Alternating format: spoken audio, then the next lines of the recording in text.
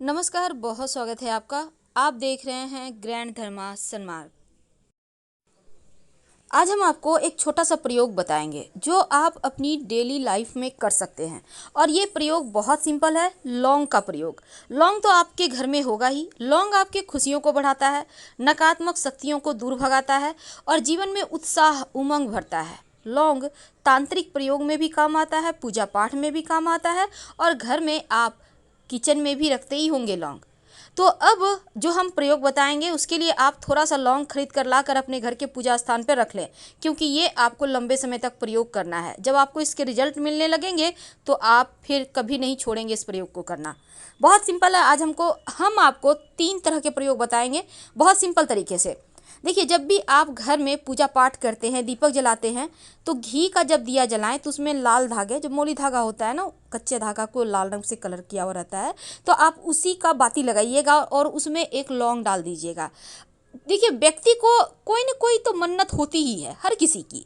अब आपके अपने घर की मन्नत है, आपको धन चाहिए, आपको अपना वाहन चाहिए, आपको ज़मीन जगह चाहिए, आपको विवाह कराना है, जो भी मन्नत है, अगर आप नियमित रूप से दीपक में लौंग डालकर जलाते हैं तो आपकी विश पूरी हो जाती है।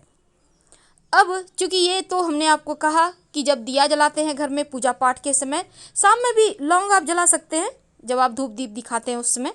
और लौंग की जगह वैसे शाम के वक्त आप काली मिर्च, सरसों के दाने, कोई भी चीज़ प्रयोग कीजिए, लेकिन सुबह में लौंग जरूर डालिए। अब एक और छोटा सा प्रयोग।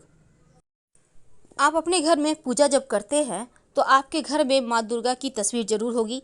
अगर माँ दुर्गा की नहीं है तो आप शिव जी पार्वती जी की पूजा करते हैं ना, शिव परिवार की।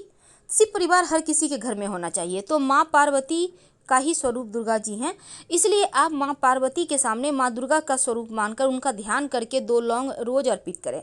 जैसे कि आज आपने 2 लौंग अर्पित किया तो कल उसको उठा लीजिएगा और प्रसाद के रूप में घर के जो मुखिया हैं, जो मेन व्यक्ति हैं, उनको खाने को दीजिए।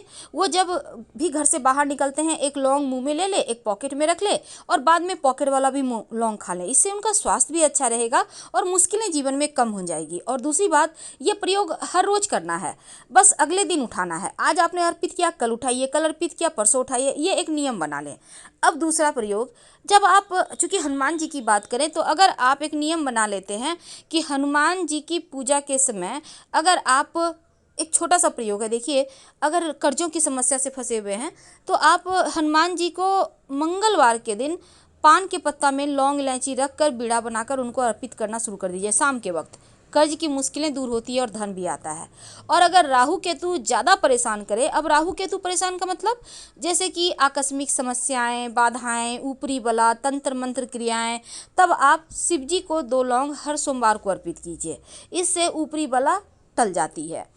अब चूँकि ये भी एक बात याद रखिए कि जब पूजा पाठ करते हैं, धूप दीप की दिखाते हैं, दिया बाती करते हैं, आरती करते हैं, तो लौंग डालना मत भूलिएगा। अब ये छोटा सा प्रयोग करके देखिए, आपको इसके रिजल्ट 100% मिलेंगे। धन्यवाद, हम फिर मिलेंगे।